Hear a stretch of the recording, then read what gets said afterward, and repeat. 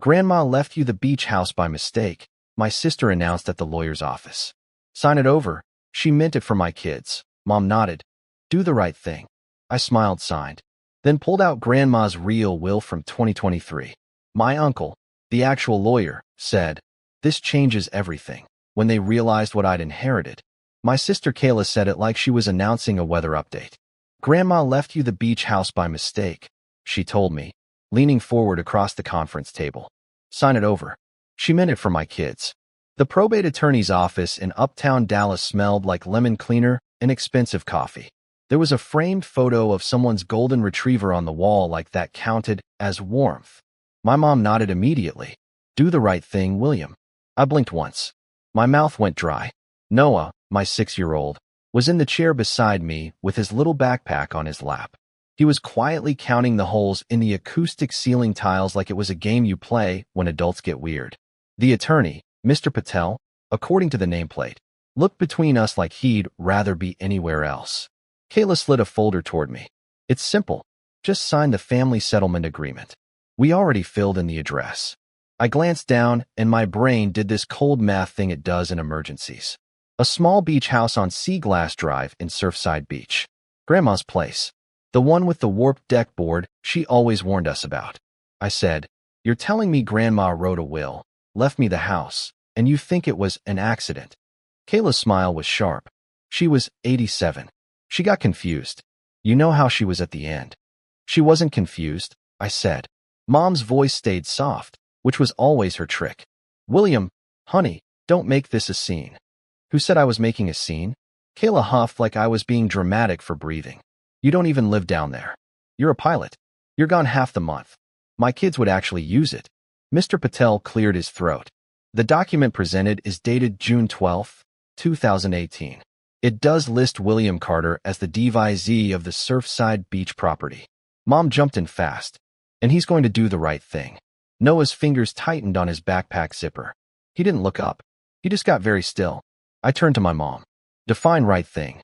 She didn't hesitate. You sign it over. Family helps family, Kayla added.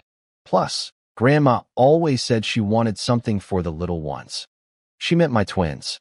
I stared at the page where my name was printed in clean legal font like it belonged to someone else. William James Carter. Devisee. My hands went cold. Under the table, my leg bounced once, then stopped. I forced it still. Where did you get this? I asked. Kayla shrugged. Mom had it. Grandma kept everything at her house anyway. Mom smiled like that answered everything. Mr. Patel slid a pen toward me. This agreement would need to be executed properly and filed with the court. But yes, your signature would indicate you're disclaiming your interest in the property. Kayla's eyes stayed on the pen like it was candy. Mom said, "Please don't be selfish." Noah whispered, barely audible, "Dad." I reached over and squeezed his knee once. A quiet check-in. I'm here. Then I looked up at Kayla and my mom, and the strangest thing happened. I smiled. Not happy, not friendly, just calm. Sure, I said. Let's do it.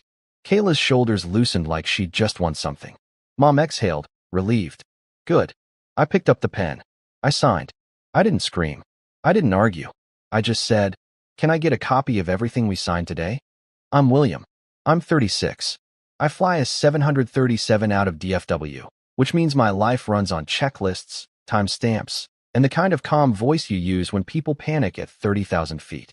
I live in Dallas, Texas. I'm also a dad. Emma is 9. Noah is 6. Their mom and I split when Noah was 2. Nothing dramatic. Just two people realizing fine isn't the same as healthy. My family, though? My family runs on drama with a polite label slapped on it. My mom's favorite phrase is, "Keep it smooth." Kayla's favorite phrase is, "It's not a big deal."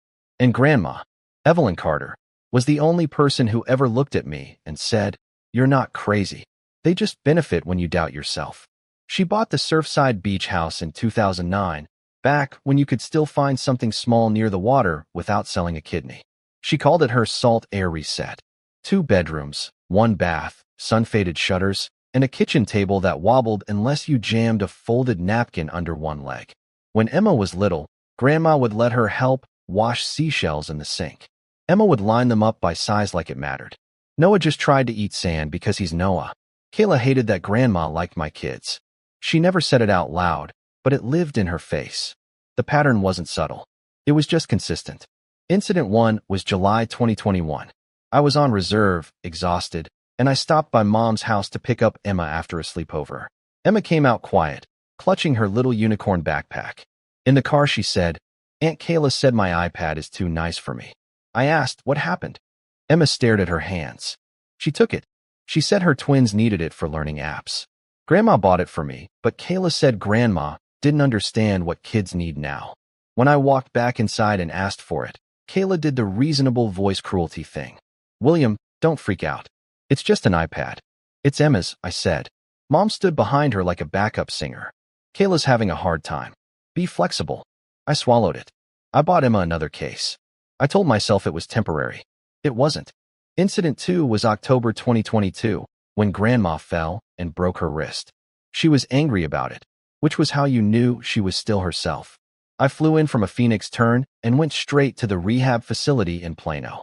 Grandma had her glasses on and a notebook open like she was doing taxes. She said, "Kayla's been asking questions." "What kind of questions?"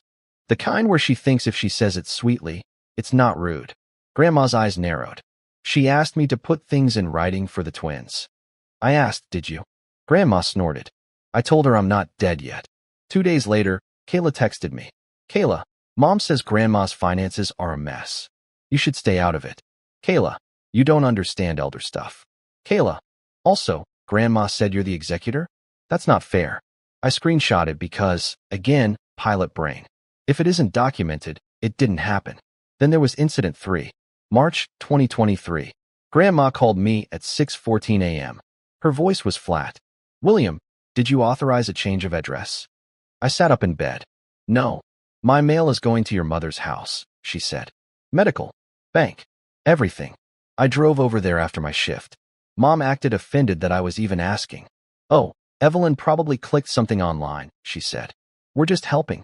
Grandma stood in the hallway holding a printed USPS confirmation like a weapon. She looked at my mom and said, "I didn't click anything." "You did." Mom's smile didn't move. "Don't be dramatic." Grandma turned to me and said, "Take me to the bank." At Wells Fargo in Lakewood, the teller confirmed the address change was done in person. In person, someone had stood there, with ID, and moved Grandma's life into my mother's mailbox. Grandma's hand shook as she signed the reversal form.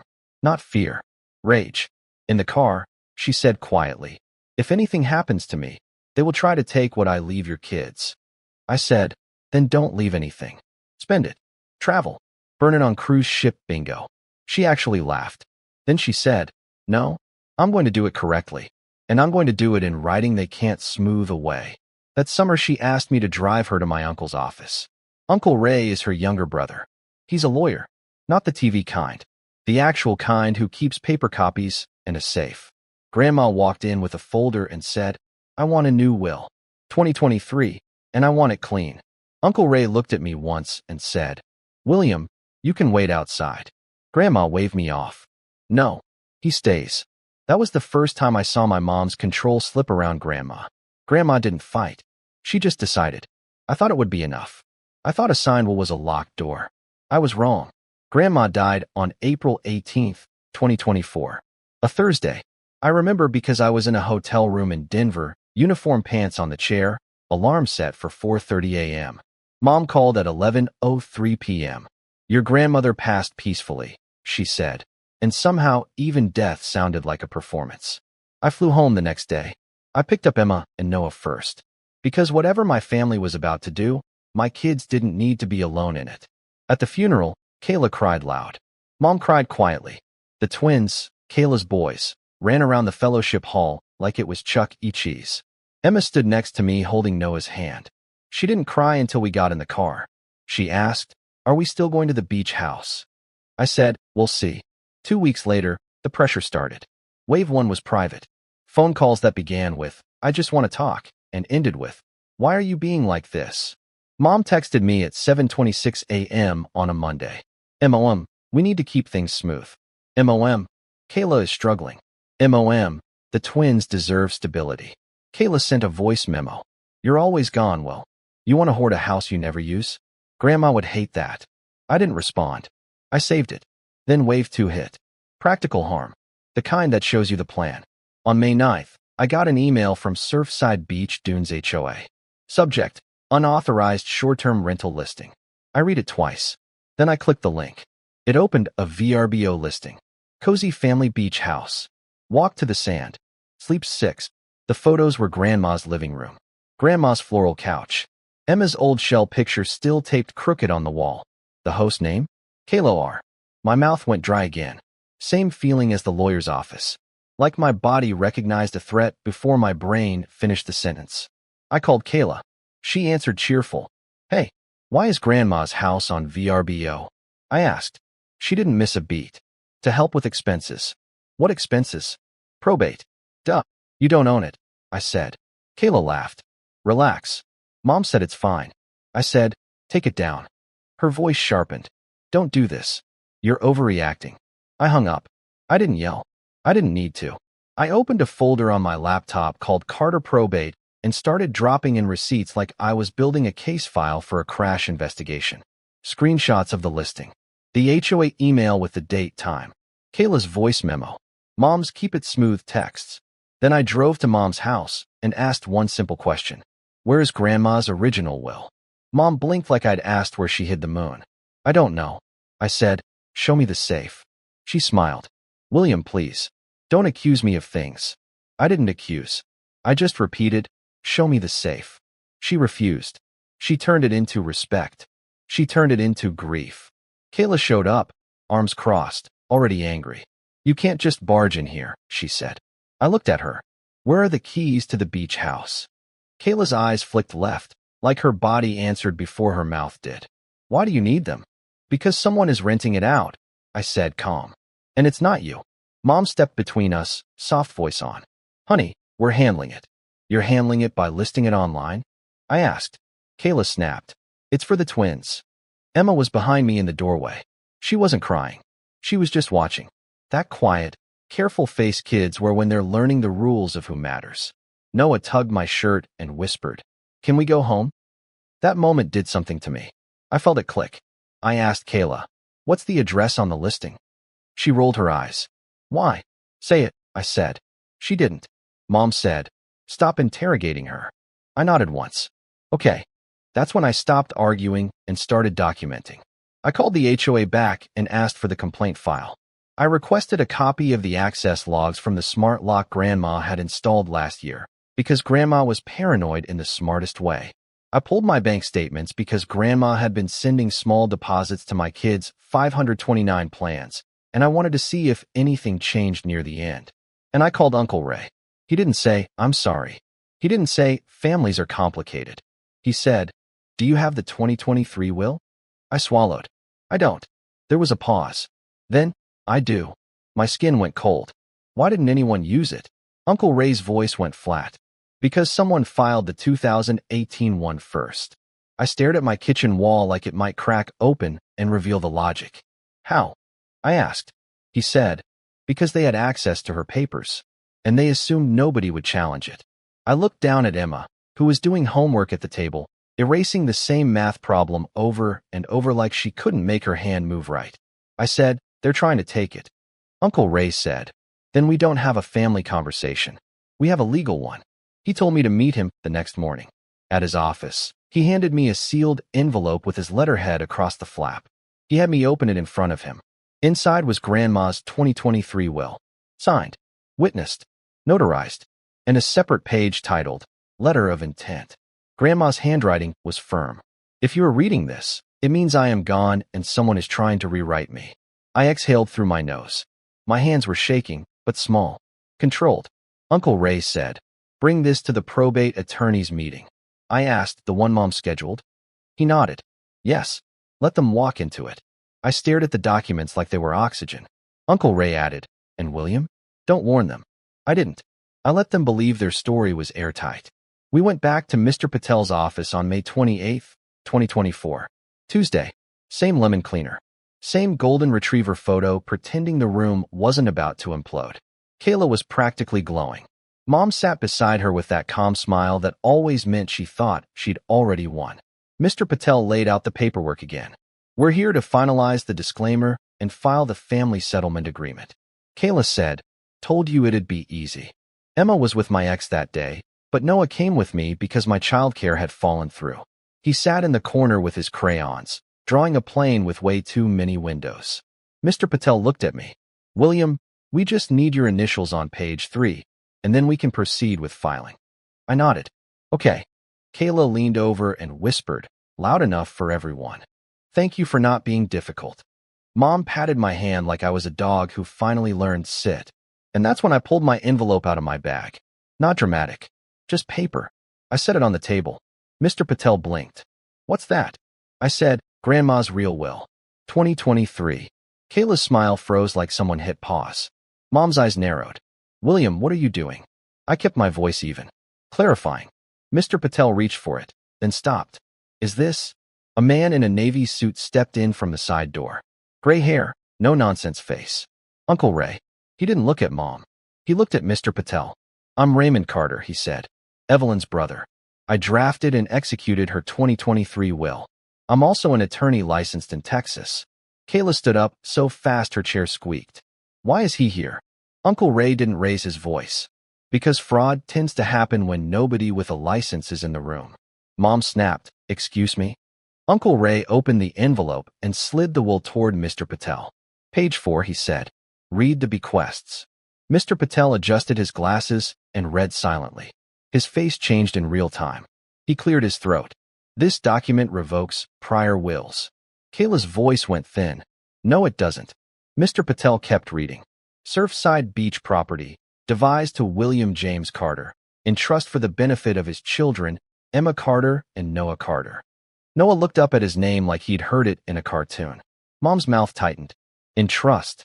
Uncle Ray said, yes, a children's trust, with William as trustee. Kayla barked, that's basically the same thing. Just give it to me. Uncle Ray finally looked at her. No. He tapped the next page. And here's the part you didn't anticipate. Mr. Patel read again, slower. Any person who contests this will, or who knowingly presents an earlier revoked instrument, forfeits any interest they might otherwise receive. Kayla's face went pale. I wasn't getting anything anyway. Uncle Ray nodded. Correct. You weren't. Mom's voice rose. Evelyn would never. Uncle Ray cut in, calm but sharp. She did. Because she knew you. The room went silent in that heavy way, like an engine shutting off. Kayla's hands shook. Mom, say something. Mom stared at the will like it was an insult. This is cruel. I said no. This is specific. Mr. Patel swallowed. Mr. Carter, if this will is valid, the agreement we discussed. Uncle Ray answered for him. It's void. It was based on a revoked 2018 will. You also now have noticed that the 2018 will was presented despite being revoked, which creates complications. Kayla turned on me, eyes wild. You signed. You already signed. I looked at her. I signed an agreement you pressured me into using a document you weren't supposed to be using. Mom hissed. William, you're tearing this family apart. I didn't move. I didn't yell. I said one sentence, clear and flat. You will not have access to my kid's inheritance. Kayla lunged for the papers. Uncle Ray slid them back like he'd done this before. Mr. Patel sat up straighter. Given this, I need to pause filing and consult.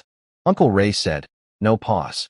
We file the 2023 will today, right now, and we create a record that this meeting occurred. Mom stood. You can't. Uncle Ray looked at her. Watch me. Kayla's phone buzzed on the table. I saw the screen, a notification from VRBO. Your listing is at risk of removal due to complaint. Receipts, arriving on time. Mr. Patel asked, do you have documentation of the listing? I slid my folder across the table. Screenshots. HOA complaint. Dates. And the lock log showing Kayla accessed the house 3 times last week. Kayla's breath hitched. You tracked me. I documented you. I corrected. Mom's face finally cracked. William, please. I didn't negotiate reality. Uncle Ray turned to Mr. Patel. I want a case number for the amended filing. Mr. Patel nodded, already typing. And that was the irreversible step.